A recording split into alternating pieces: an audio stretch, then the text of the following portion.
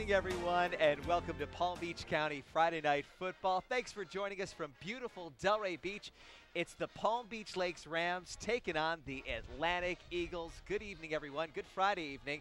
I'm Rick Blackwell along with the coach, Bill Bolender. So glad that you could be joining us. All right, full disclosure here. Coach Bolender, you've been roaming that. At one time, you roamed those sidelines for Palm Beach Lakes for 10 years. Correct. So sure, it's a long time ago, however. All right, let's talk about tonight's matchup. And several times you took on Atlantic as the coach at Palm Beach Lakes. What are you expecting tonight? Speed.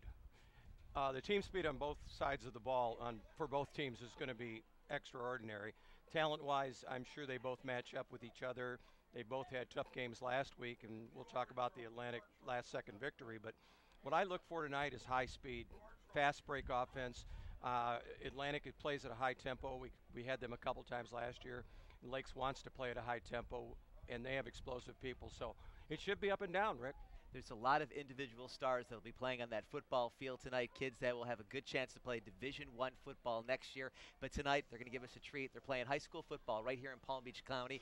So glad that we could bring it to you. Once again, Palm Beach Lakes taking on Atlantic tonight in Delray Beach. It's going to be a great game and beautiful weather. We're just about to the start of the kickoff. You mentioned those games last week. First of all, let's talk about Palm Beach Lakes. They take on a tough Glade Central team. That was a game, actually, that they weren't able to play the 4 quarters because of the rain and the lightning. But at some point, you know, there are some victories from the standpoint you were able to hang with Glade Central, at least in that first half. But the scoreboard at the end of the game had Glades winning big. What do you think Palm Beach Lakes will take from that loss? Well, I think we always took the attitude with Lakes, and when I was at Lakes, that we're going to play with Glade Central, and we did, and we beat them a couple times. So I don't think they have any intimidation factor. I think what happened last week was the weather probably really made a difference to both teams. And now you go sit in the locker room for 40 minutes, and I guess Lakes was kind of coming back towards the end, and then they called the game with 6 minutes to go. So not a real true indication of what we're going to see tonight. All right, one thing we are going to see tonight is our sideline reporter. Joe Lewis joins us right now, and he's joining us with the latest from this big matchup, Atlantic and Palm Beach Lakes. What do you got, Joel? Coach Thaddeus says that his team's rock, the force of this team, is the defense. He needs his defense to step up. Everyone believes in their defense. That's going to be a big factor in today's game. Also, as well, another interesting change for Thaddeus is he's going to be playing about 3 to 4 running backs today. But his team says they have confidence in every one of these single players, and they will be playing well and as hard as they possibly can today. Now on the other side of the ball, Coach Dan Sanso, 5th-year coach, believes that his team's loss last week was not entirely their fault. Their game was delayed due to rain. The game was called due to the rain. They had a few defensive turnovers, a lot of their problem. Their big key is going to be their defensive tackle, Jeremy Lewis. Also, they want to look for their quarterback. It's his first year starting completely the whole entire game. However, mentally he's 100%. Physically, he's playing with a few injuries. We'll see how that affects them through the game. Back to you guys. Okay, Joel, thanks a lot. And once again, we're excited about this matchup. We're close to kickoff. We're in Delray Beach, Florida for another outstanding matchup. It's the Atlantic Eagles taking on the Palm Beach Lake Rams. I want to touch on that game last week for Atlantic, that come from behind victory. At one point, they were down 24-0. They score 19 points, and they get the football back at the end of the game with one last chance to score a touchdown. They escaped with a victory. What does that really tell the players? Is it head into the second game give them more confidence, or maybe question their abilities against a tough Boca Raton team last week? No, I don't think there's any negatives. We have seen now that Boca's a pretty good football team. They disposed of Santa Lucia's last night very easily, so they beat a good football team. You don't take any negatives out of that situation. You only take positives, and you can really, really strive on the fact that we never gave up. The game wasn't over until the last whistle, and that was exactly what happened. So no negatives in that. It's all positives. Atlantic certainly one of the best dressed football teams out there right now, sporting that Miami Hurricane orange and green, looking good as they get ready to flip the coin there at midfield. And in just a second, we're going to have the kickoff of this big matchup. So it's Atlantic. They're 1-0. Palm Beach Lakes 0-1. But as you mentioned, 2 even teams as far as talent goes. Now, when it comes right down to it, what do you think is going to be the key deciding factors as far as who comes out with the victory in this one? Well, I said to our producers before the game and this afternoon, I thought the kicking game would make a major difference in this game. And then I got here and I saw the Palm Beach Lakes kicker, and I haven't seen a kicker that good since Jupiter's kid who's kicking for the University of Miami this year, since him. He was literally going 70 yards with his punts. Check out number 3 right there. That is the quarterback for Atlantic. That's Chevis Jones, 6'1", 218. This guy looks like he could play fullback. And certainly one of the better quarterbacks in Palm Beach County.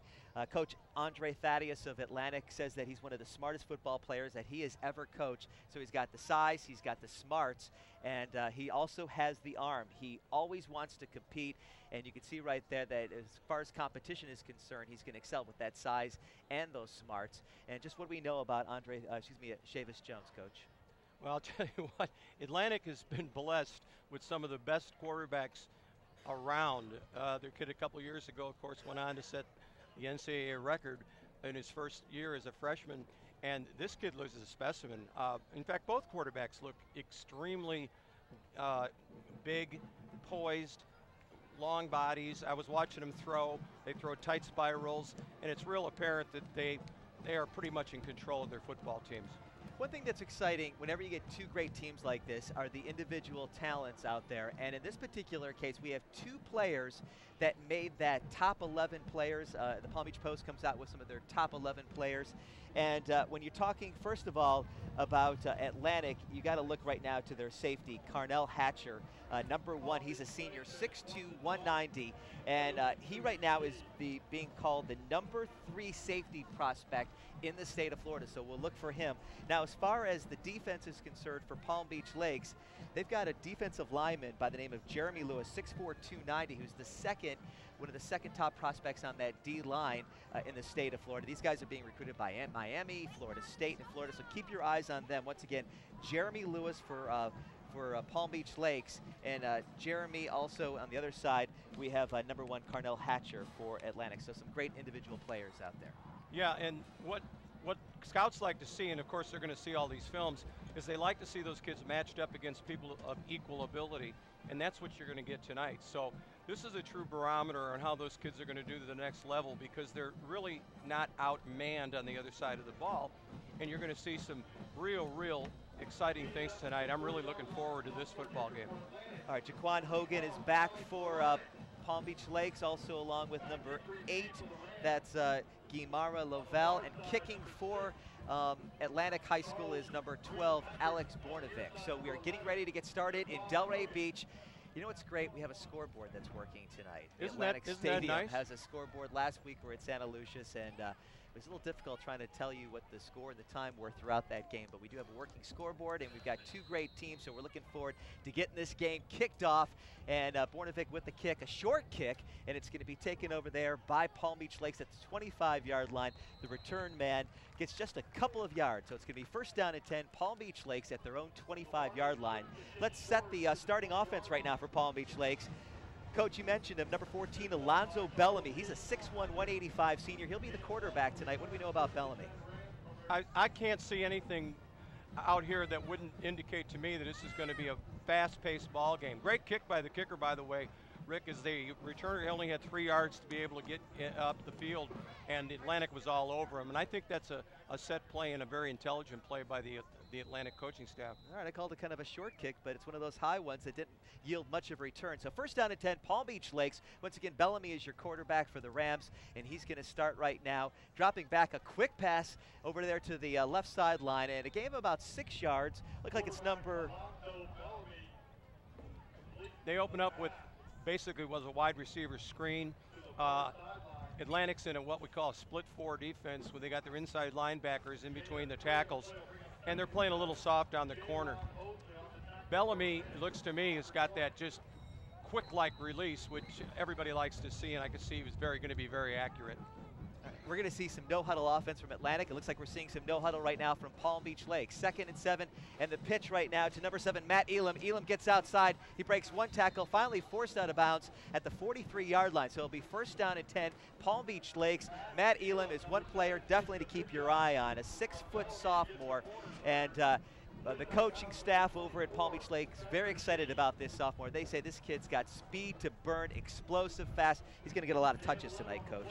Yeah, Rick, you talked to Coach Sanso before the game, and he'd like to see a little bit more north-south running out of this kid, but he got out there awful quick. It looks like they're going to spread him out and try to run the ball and maybe be a little tighter when they throw the ball.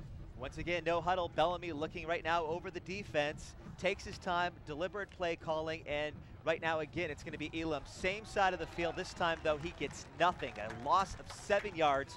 A nice tackle over there by number 44, Kayvon Tyson, one of the stars on the Atlantic defense. So Tyson with a big stop. It's almost like they knew that was coming. It was a duplicate of the last play. This time, though, it loses 6 yards, setting up a 2nd down and 16 for Palm Beach Lakes. We've seen 3 plays, Rick, and we've seen 3 different formations. That time they were in a double tight, double wide, but the same play.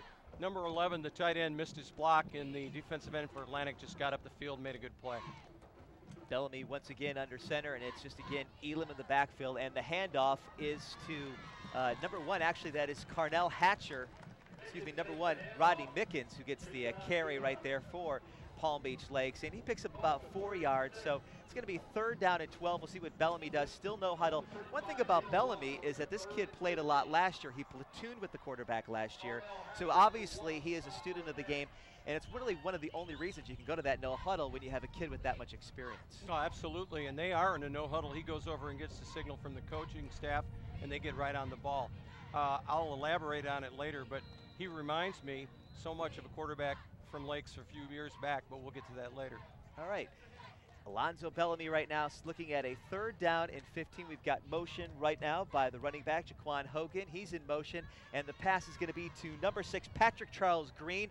Green gets away from a couple of tacklers, fumbles the football. It's going to be a loose ball. Looks like Atlantic High School comes up with it. Number 99 for Atlantic, Percival James gets the football, and a big turnover for Palm Beach Lakes, setting up 1st down and 10 for Atlantic inside the 42-yard line of Palm Beach Lakes. And Coach, a costly turnover. Yes, and it was all because of effort. He was trying to get that extra yard, a little slip screen on the inside.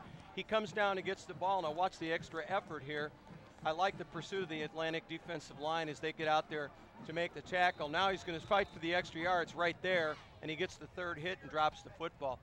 The kid from Atlantic did a great job. He picked the ball up and stood up so he didn't get it stripped at the bottom of the pile. Yeah, James just picked his pocket. All right, Atlantic right now looking stylish. You get in those orange uniforms. To the handoff to number 8. A nice run right there by Demetrius McClendon.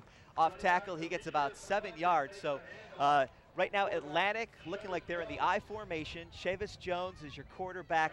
They have 4 different running backs that they'll use tonight for Atlantic. And talking to Coach Andre Thaddeus, he said, hey, we're just going with the hot hand, whoever that is. In that particular case, McClendon got the first carry, and right now he's behind the quarterback, Chavis Jones. Well, I tell you what, Jeremy Lewis, number 40, looks like an entire line out there. McClendon gets the carry again. This time he loses his footing, gets about 2 yards. He's going to set up a 3rd and 2. McClendon is the home run hitter for Atlantic, a 5'9" senior. He'll make you miss, but in that particular instance, he just kind of lost his footing and stumbled for just a gain of 2 yards. 3rd and 1, they're calling it right now in the press box, and Atlantic trying to sustain this drive. We're early on, 9:16 left in this first quarter, no score. So glad you could join us for Palm Beach County Friday Night Football. Your quarterback, Chavis Jones, and he's trying to get the 1st down, and this time he's going to hand it off right up the middle. Darnell Kirkwood gets the 1st down for Atlantic. Kirkwood is the sophomore.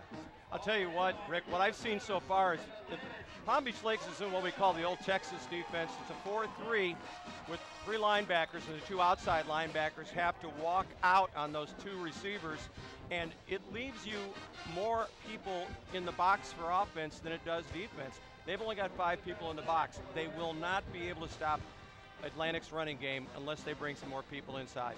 One reason they can't stop Atlantic's running game, those big offense tackles for Atlantic, Sam Louisma and Robert Robinson. 1st down and 10, we've got a penalty flag, our first flag of the evening, and we're going to wait and see what happens here. But once again, it gives us time to talk about that offensive line. Sam Louisma, Robert Robinson are your tackles. A couple of big guards, Jose Morano and Pierre Leisure, and the center. Usually your center is one of the undersized guys. In this particular case, John Bean is 6'2", 318 pounds. It's a procedure call called against Atlantic.